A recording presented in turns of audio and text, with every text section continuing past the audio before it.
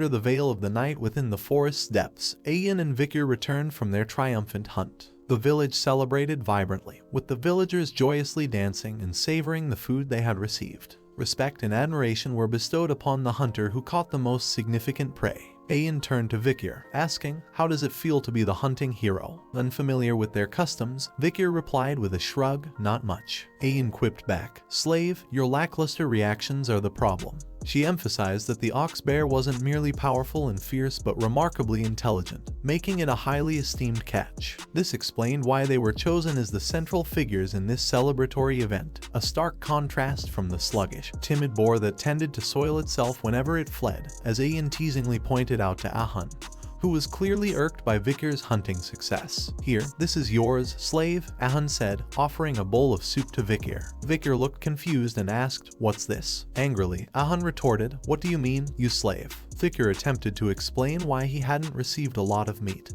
but Ahans remained angry, stating that Vikir's honor was only worth that much. Ahans clarified that it was a Balak tradition. The person who contributes the most during the hunt receives the least amount of meat, earning greater honor in return.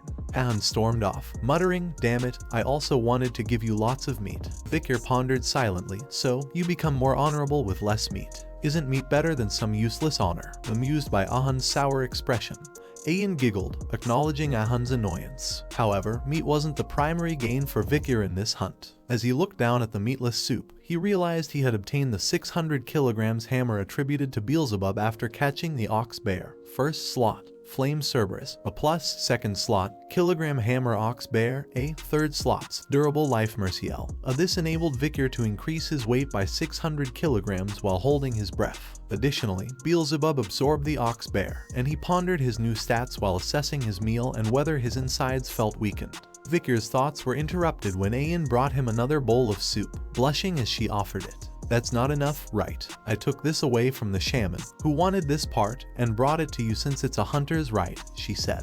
"I already got a portion of meat, a bowl of blood, and a portion of intestines," Vikir argued, trying to decline. However, Ahans persisted, insisting that he should eat it. "If your eyes are bad, then you should eat the eyes. If your heart is weak, you should eat the heart, and if your limbs are weak, you should eat its legs," she urged. Vikir stared at the bowl of soup, wondering if the meat inside was indeed intestines. The persistence of Ahans' insistence left him unsure of how to respond. "Bull Commander, you're already looking after what's yours. Why would I give that to the slave? You're so obvious. We can see through your motives," said the other girls at Ahans, who appeared to blush at their taunts while trying to refute their claims. Vikir started eating the meat, commenting that it was very chewy. Meanwhile, Ahans seemed delighted that he was eating the food she brought for him. "Now, you'll be able to fulfill your duty," she claimed, smiling at Vikir. This left Vikir wondering. He believed he had done his part during the hunt, and he couldn't figure out what more Ahans wanted from him. The following morning, Vikir emerged from his tent and confronted a colossal tree trunk bearing a massive cut. Standing before it, he pondered Ahans' words from the previous day. The Balak tribe had been offering quality meat at this location, as a sacrifice to Madame Eight Legs due to a food scarcity within the village. It was a request for permission to dwell in the dense forest. Recalling Ahans' explanation about the villagers' reverence and the consequences of crossing paths with Madame Eight Legs, Vikir realized the audacity of his previous actions. Reflecting on the Balak villagers' behavior towards the terrifying entity, Vikir acknowledged the creature as an intimidating presence within the dense forests, one that posed a significant threat. He muttered in frustration, calling it an irritating monster. As Vikir made his way back to the village, he noticed a line of girls gathered in front of a tent, and was curious about the reason for their presence. He pondered whether it was for another ceremony or some other event. Amongst themselves, the girls exchanged excited chatter. "I've been in line since dawn. Lucky I'm near the front," remarked one girl. Another girl mentioned she had stayed awake the entire night. They speculated about the possibility of Vikir becoming a commoner based on the results of the previous day's hunt. They speculated that a woman from the village might become his wife if he could hunt an ox bear, considering the strength it required. Their conversation was abruptly silenced when Ahans' voice cut through. She was carrying a boar on her back from a morning hunt and accused the girls of trying to take someone else's property. "You should have used it first and left some for us. You're so selfish for keeping it all to yourself, Commander," the girls argued back. Ahans retorted, suggesting they set up a trap and catch their own if they felt it was unfair. The girls countered, expressing their efforts to find someone like Vikir at the Empire's border without success. Ayan's temper flared, releasing her blue aura in anger. Really? There might be some in hell? No. She snapped. Terrified, the other girls quickly fled for their lives, leaving Ayan alone in the tense aftermath. As Ayan waited for Vikir to recover, she grew concerned that those cunning girls might try to snatch him away. She had fed him the ox bears, well, you know what, and thus felt the need to instruct him to fulfill his manly duties. Unbeknownst to her, Vikir was eavesdropping behind the fence, catching every word. Startled, Ayan turned to see Vikir's pale face and asked, "Did you hear everything?" He hesitated, his expression darkening upon realizing what he had consumed the day before. Swiftly changing the subject, Ayan diverted the conversation. "Last night, I overheard Mother calling for a meeting with the elders. As the honorable hunter of the village, you'll have the opportunity to make a request to Mother," she said, blushing slightly. "When Mother summons you, I've already decided what you should ask her." Intrigued, Vikir listened closely. In the grand tent of the Matriarch, all the village elders and their families assembled. Vikir, kneeling with his right fist placed on the ground, bowed respectfully before the Matriarch. "I offer my greetings to the Matriarch," he humbly expressed as the Matriarch settled upon her throne. She began by acknowledging, "You captured an ox bear, correct? Thanks to you, I enjoyed good meat." Vikir, still bowing, replied, "I simply did what was necessary." Smiling warmly, the Matriarch reassured him, "No need for modesty. You have done admirably." Observing Vikir's evident recovery, she remarked on the rapidity of his healing.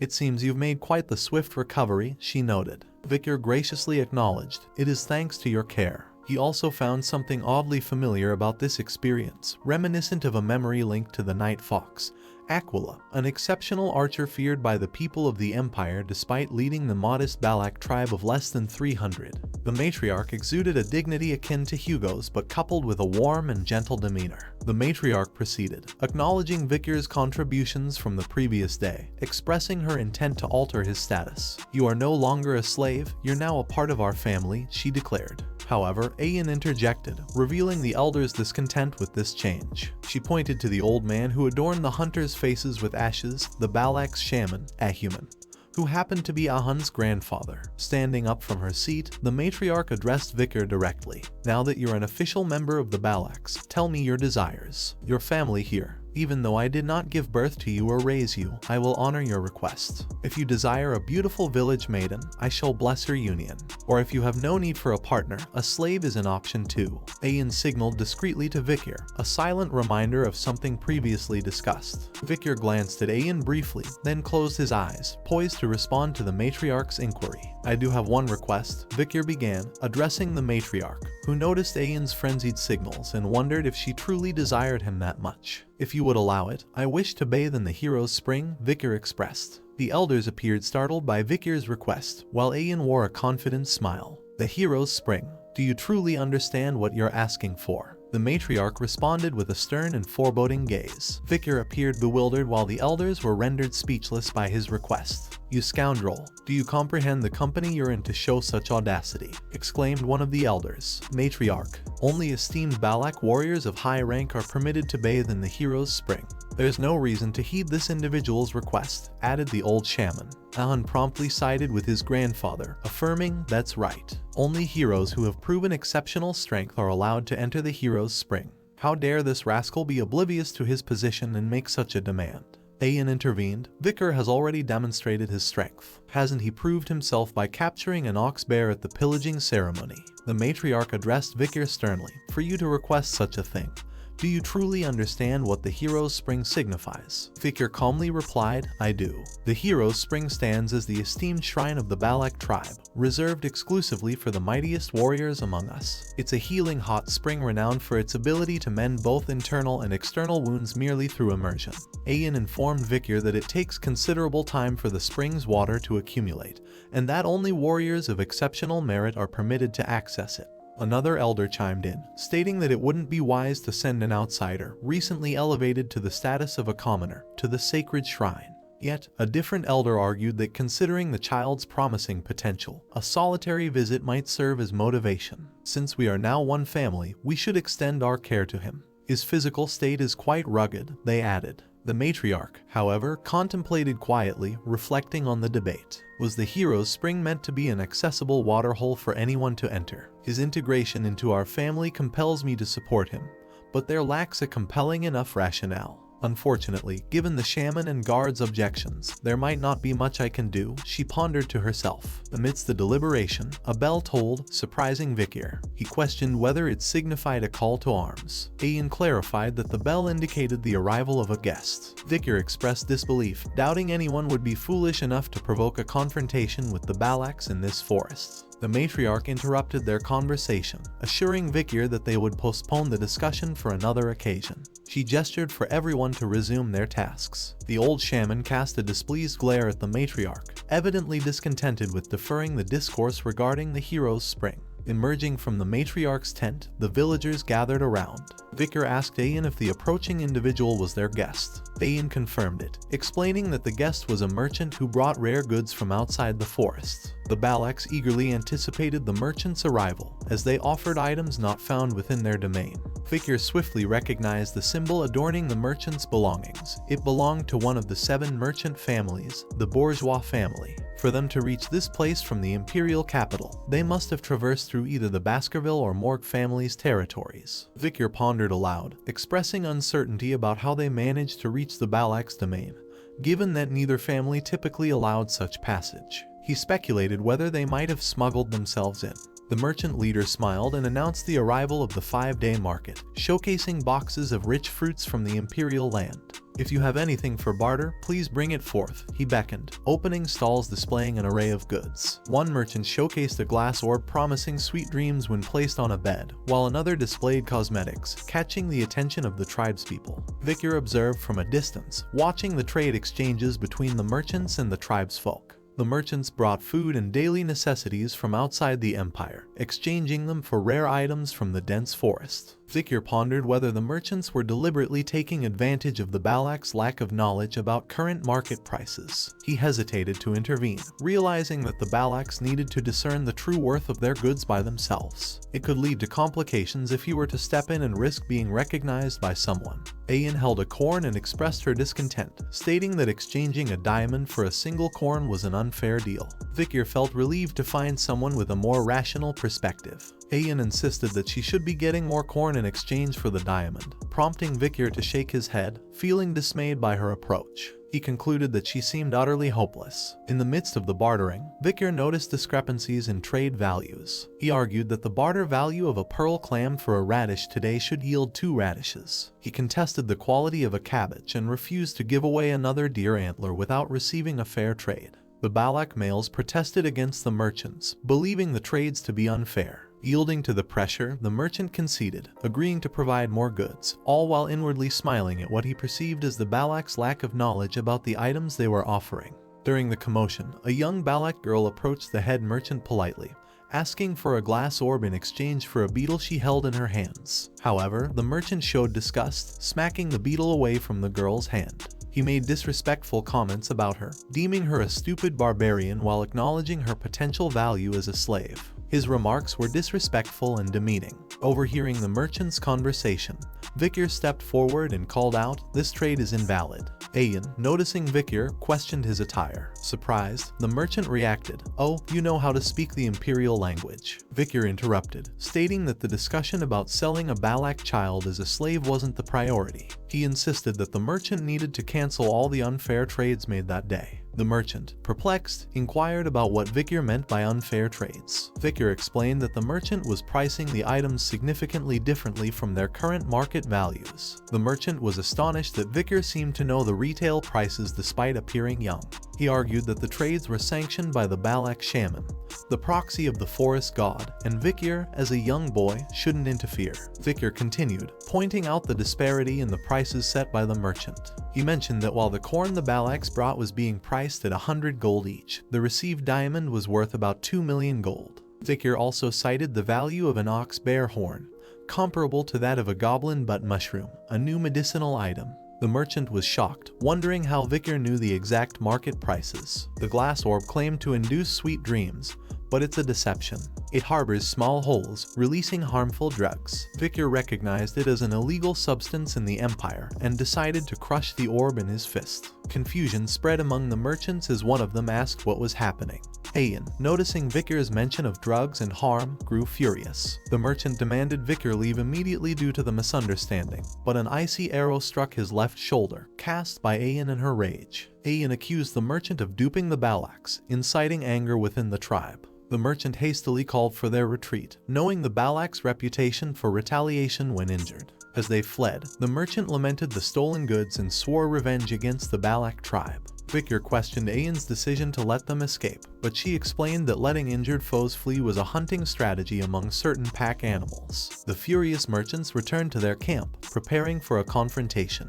Meanwhile, Vikir and Ayan stood atop a large mountain rock, observing the merchants' retreat. Ayan's bird scouted their location. Realizing the merchants had underestimated the Balaks, Ayan declared that there was only one way to deal with them: slaughter. The mercenary group accompanying the merchants gathered, preparing to retaliate against the Balak tribe. Their leader addressed the head merchant, acknowledging the Balak's act of looting. The merchant, nursing his bandaged shoulder from Ayan's arrow, expressed his lack of surprise at the tribe's hostility. He emphasized the difficulty of defeating the Balaks in combat, warning against underestimating them. The head mercenary challenged the merchant's hesitancy, questioning why he had hired them if he feared the Balaks. The mercenary, retrieving a matchbox, explained their agreement to share the profits as escorts. He casually mentioned the prospect of treating everything as their own in the event of looting, smiling as he lit his cigarette and passed the lit matchstick to a comrade. "Do as you wish," replied the merchant. "Are the Balaks really that formidable? Under the cover of night, we'll surprise them, start a fire, and eliminate them.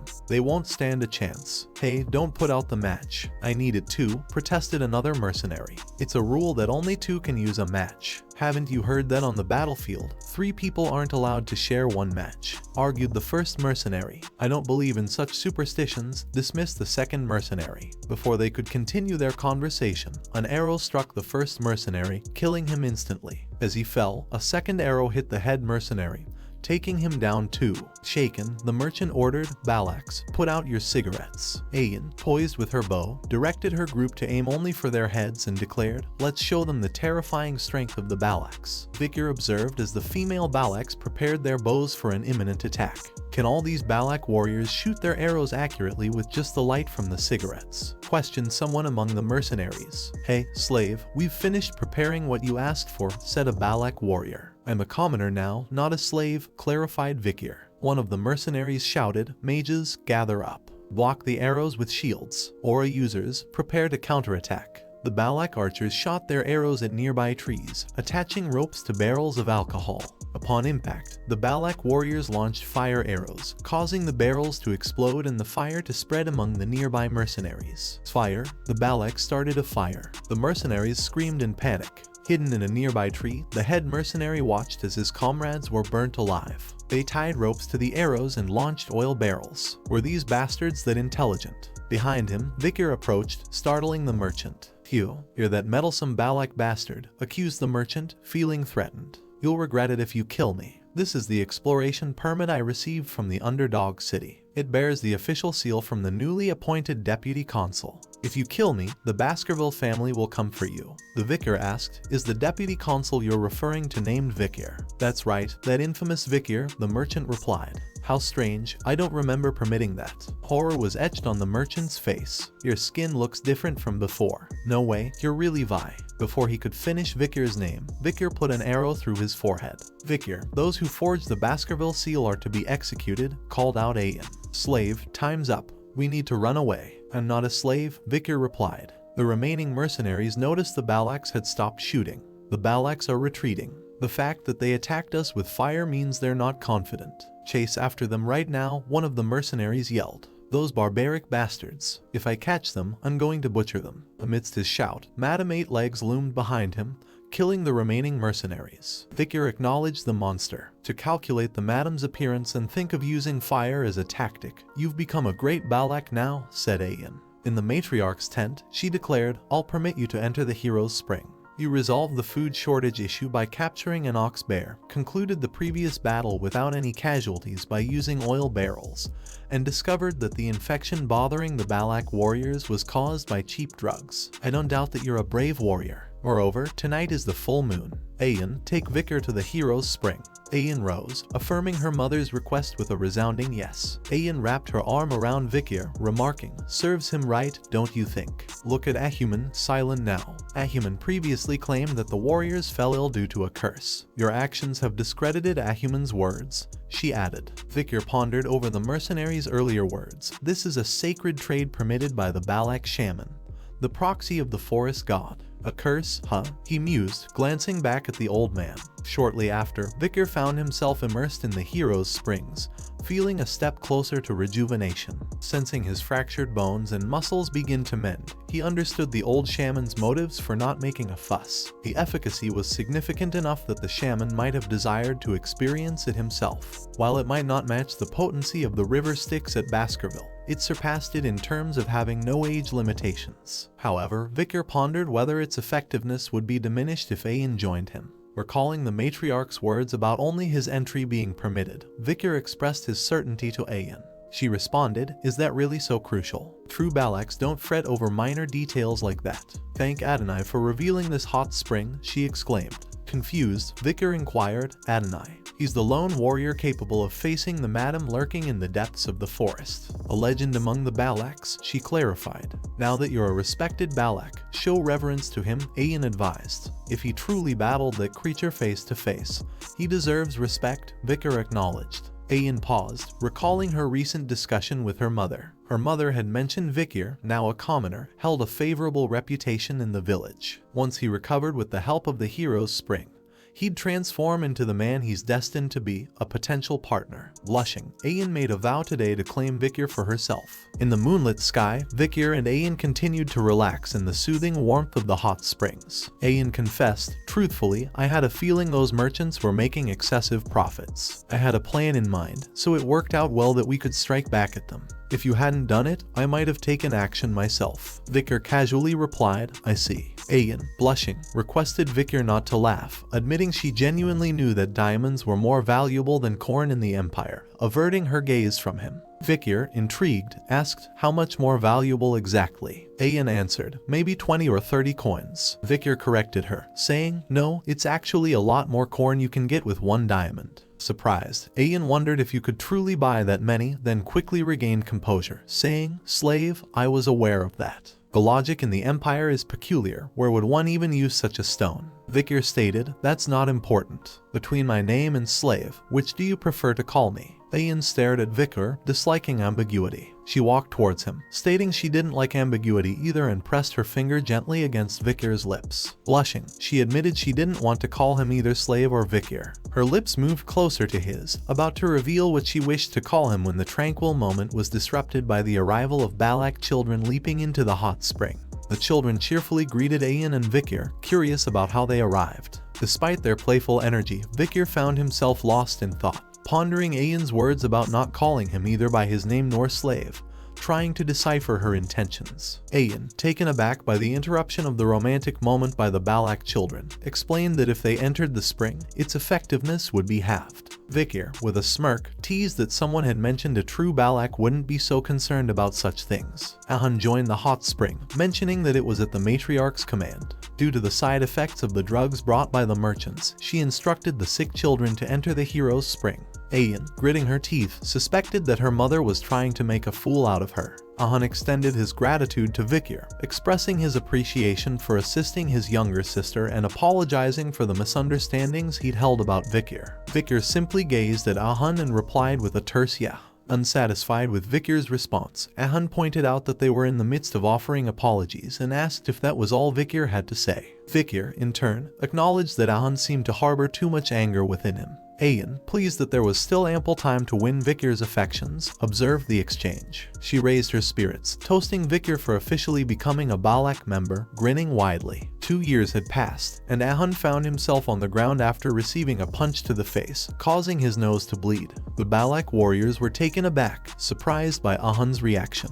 "You're more of a crybaby than Vikir initially thought." Vikir, now 17 years old, remarked calmly. Ahans, still on the ground, cried out once more, only to be assisted by his fellow Balak warriors to stand up. "Our sparring ends here today," Vikir declared, indicating the conclusion of their training. Ahans, struggling to stand, accused Vikir of running away, but Vikir dismissed it, saying he was just taking a stroll. Frustrated, Ahans muttered to his warriors about Vikir's transformation into a more formidable opponent after recovering from his injuries. The Balak warriors had heard rumors that Vikir's marksmanship now matched that of Commander Ahans. One warrior even questioned Vikir's strength, suggesting he could make Ahans' nose bleed too. Ahans clarified that Vikir hadn't actually hit him. Instead, his fist had stopped just in front of his face. The shockwave from the wind pressure created by Vikir's punch was enough to cause Ahans' nose to bleed, leaving everyone astonished by Vikir's prowess. We find Vikir engrossed in his solo training, flawlessly executing the 6th technique. He had mastered bearing the 6th fang perfectly, although reaching the 10th technique remained a distant goal. Achieving the 6th at the age of 17 marked remarkable progress. Releasing Beelzebub, he now wielded 6 mana circles, positioning himself as a high-ranking graduate.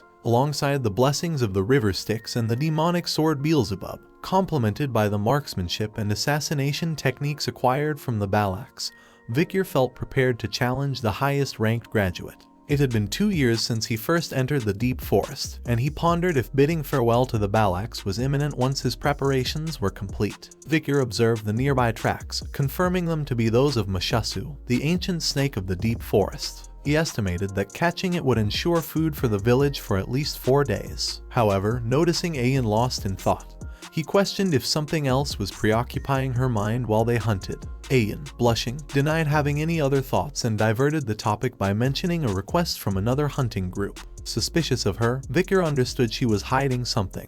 Pulling out a dagger from her bag, Ahans explained it was taken from an imperialist who had trespassed into the deep forest. She inquired if Vikir recognized the emblem on it. Vikir instantly recognized the emblem as belonging to the prestigious Leviathan clan, one of the 7 renowned imperial clans alongside the Baskerville clan, the Iron Blood Sword clan.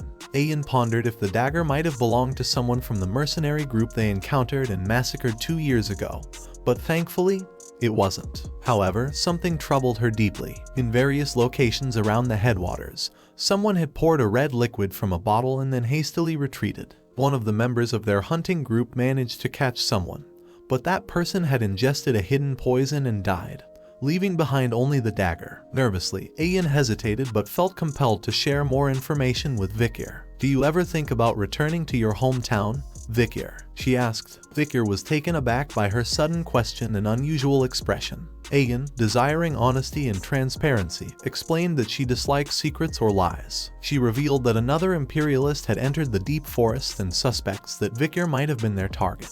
Ahans continued, mentioning a familiar girl named Camus who had arrived in the deep forests.